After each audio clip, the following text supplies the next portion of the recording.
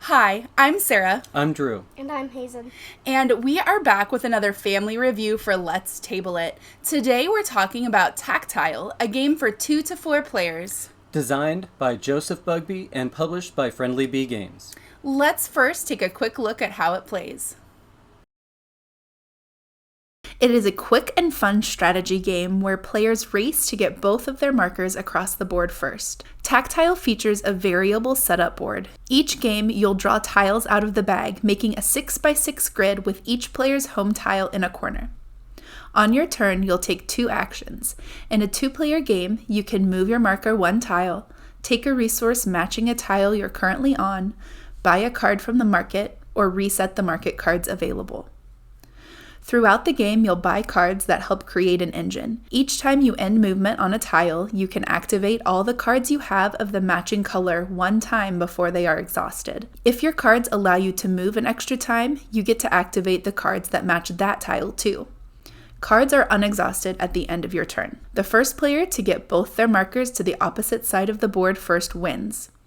There are additional game modes for 3-player brawl and 4-player team battle, including a swap action in the 4-player variant where 2 players can swap the position of their tiles. You ready? Mm-hmm. So, guys, what did we think about TacTile? I liked that there's a bit more movement than other games. Yes. And it's a bit easier. Yeah, you liked it was pretty simple rule set, right? You only had those few choices of actions to take, and so it was pretty simple to pick up and learn right away. Yeah. Yeah, I like the cards as well and the abilities and how you can kind of start drafting those, but you've got to kind of that line between how much do I want to increase that versus actual movement and getting, trying to actually get going. I mean, you could...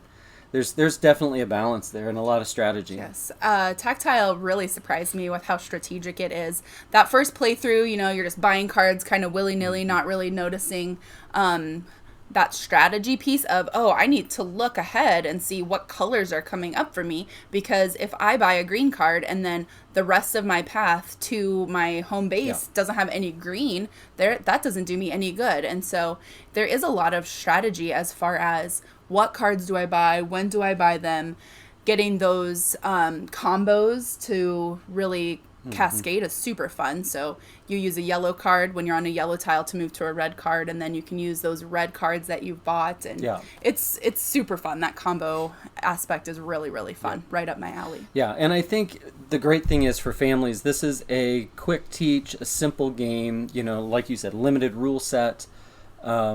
I just think it's a great little, abstract strategy that is easy to pull out and play at any time. Yes, and I don't know about you guys. I felt like the tiles themselves are nice and chunky. I liked that they were just plain color on one side, but if you flip them over, they had symbols on them so that anybody who's colorblind can still play the game. So that was super good. And the component quality felt really good. And we had a prototype, so I can't imagine what it's going to look like with the final production. Yeah, it definitely feels like a final production game. Nothing's missing, nothing's, it's definitely... If they put this game out as is, I would still say 100% support this. Yes. It's a great one. Did you have anything else to say, bud? I honestly didn't know that it was a prototype? Yeah. Yeah, you thought it was a final production? Yeah. Yeah, it's super good, isn't it? Yeah. Any negatives?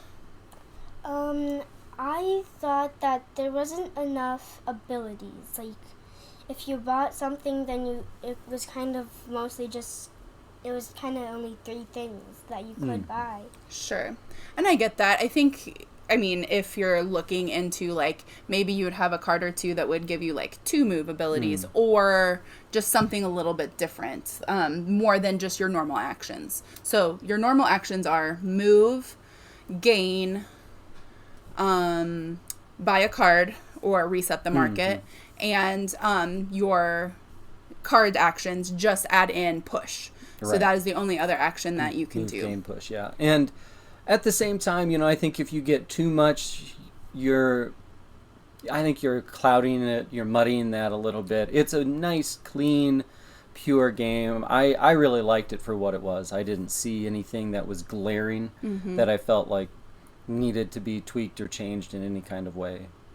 One thing I did appreciate in the rule book, there are specific game modes for 2 players, for 3 players, and 4 players is actually a team race. Where you're trying to get all 4 of everybody's tokens to their corners. We only played at 2, so we can't speak to that team mode, but it does add in an extra action of swap, so you can swap your tiles with somebody else on the board. I think your teammate on the board. And so that also adds in a little extra layer of fun, and I think it would make the game scale really well. Oh, yeah. Yeah, I don't see this as having a problem scaling anywhere from that 2 to 4. I think overall, when you look at it, it's going to be really good across the board. Any other thoughts? No. I think overall we really enjoyed TacTile as a family weight, easy to learn, but still has that depth of strategy that we could, as a couple, play against each other and be really satisfied. But Hazen and I could play mother-son and still be able to enjoy the game. This has been another Anderson Family Review for Let's Table It. Thank you to Friendly Bee Game Company for sending us a prototype of TacTile for content creation purposes. They are coming to Kickstarter on October 1st, so be sure to check out their campaign, and we will keep you updated with anything to do with that campaign as well.